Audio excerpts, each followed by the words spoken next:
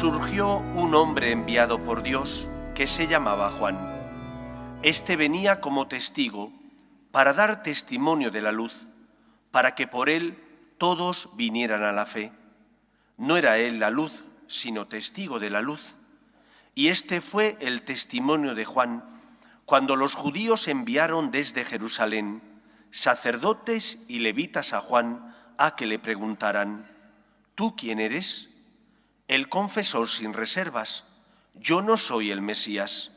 Le preguntaron: ¿entonces qué? ¿Eres tú Elías? Él dijo: no lo soy. ¿Eres tú el profeta? Respondió: no.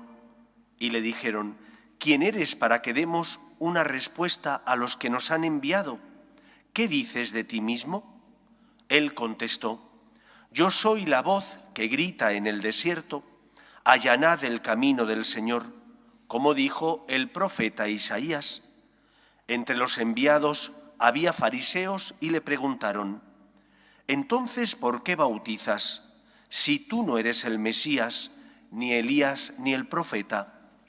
Juan les respondió: yo bautizo con agua.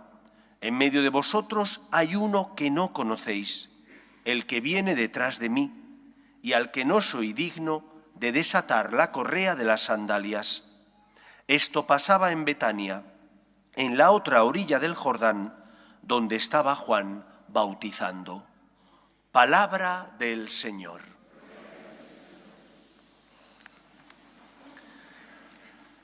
Cuentan los Hechos de los Apóstoles que en cierta ocasión, estando caminando por Atenas, San Pablo vio entre los distintos altares que el pueblo ateniense tenía a los distintos dioses que veneraban, vio un altar que estaba dedicado al Dios desconocido.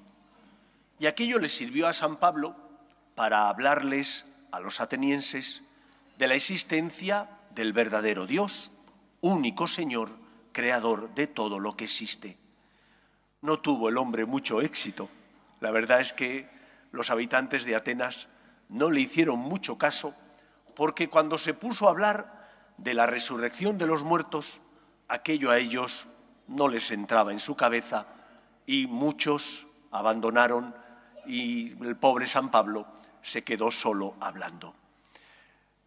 Hoy el Evangelio nos recordaba que Jesús estaba en medio del pueblo de Israel, pero que muchos no le reconocieron. Yo creo que hay dos formas de no reconocer a Cristo.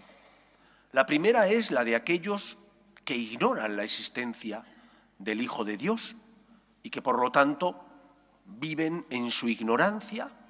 Muchas veces esa ignorancia quizás no sea culposa, no son culpables, pero no conocen la existencia de Dios.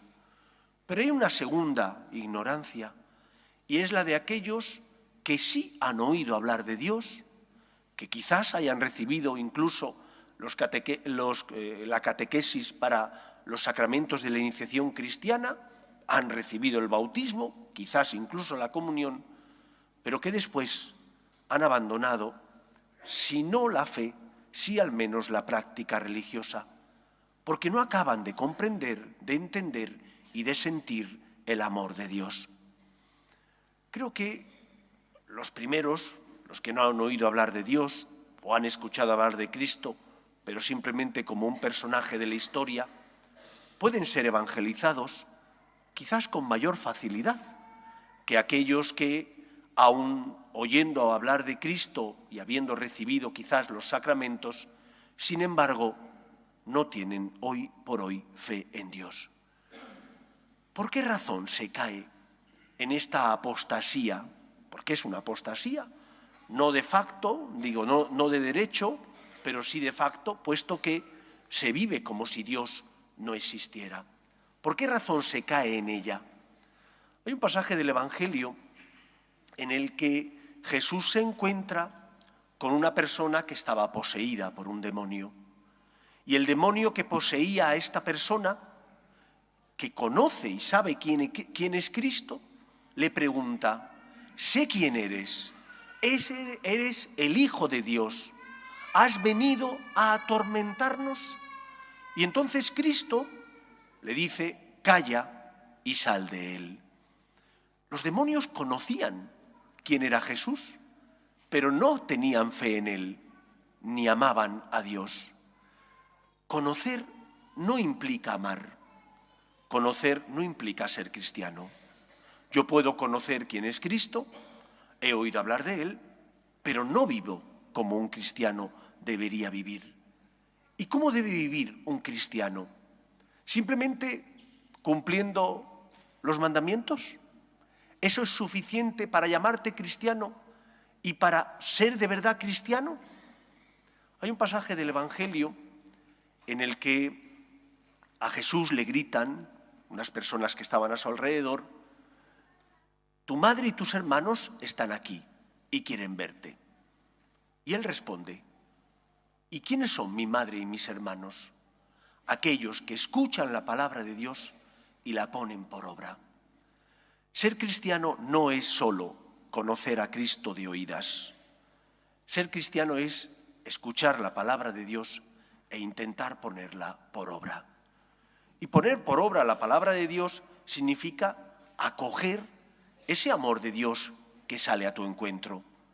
Acoger el amor de Dios implica que tú recibes su amor, su misericordia que te llega por medio de los sacramentos, pero que también hay una respuesta en tu corazón, porque tú intentas corresponder a Dios. Si tu fe está basada, como ocurría con los fariseos, en el mero cumplimiento ritual de una serie de normas, en que Dios, en el que crees y sabes que existe, no te complique la vida, lógicamente tú no serás de esos que son de la familia de Dios. ¿Por qué? Porque esa fe y ese amor de Dios no está surtiendo efecto en tu corazón, porque ese amor de Dios no está transformando tu vida. Tú simplemente vives una religión ritualista, de cumplir una serie de normas y nada más. Pero el amor de Dios no cala en tu corazón. En tu trabajo no se nota que eres cristiano. En tu relación con tu esposo, con tu esposa, con tus hijos, tampoco nadie percibiría que crees en Dios, porque te comportas como una persona que no tiene fe, como un pagano. Por lo tanto, ¿quiénes son mi madre y mis hermanos? ¿Qué significa conocer a Cristo? No solo saber quién es, sino sobre todo comportarte como un cristiano debe comportarse. Significa hacer la voluntad de Dios. Y yo sé lo que Dios quiere porque ahí están los mandamientos, pero yo también sé lo que Dios quiere porque Dios me habla al corazón y me dice cómo me tengo que comportar en un momento concreto y determinado, sobre todo viéndole a Él presente en el que me necesita.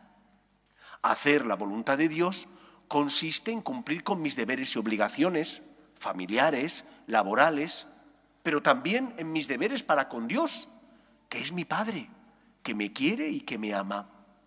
Cuando yo solo vengo a misa si estoy necesitado, cuando yo solo me confieso cuando mi alma está tan llena de pecado que no aguanto más que me oprima tanto la conciencia y entonces vengo a descargarme, sí, he venido a confesarme, pero ¿lo has hecho por amor o lo has hecho por Él?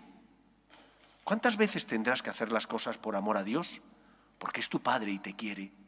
Y aunque tú no te lo merezcas, porque no nos merecemos el perdón de Dios, volvemos a nuestra casa porque no queremos hacer daño a Dios, porque sabemos que nos espera, como en la parábola del hijo pródigo. El hijo no se merecía la misericordia de Dios, pero el Padre estaba esperando, porque no nos trata como merecemos por nuestros pecados.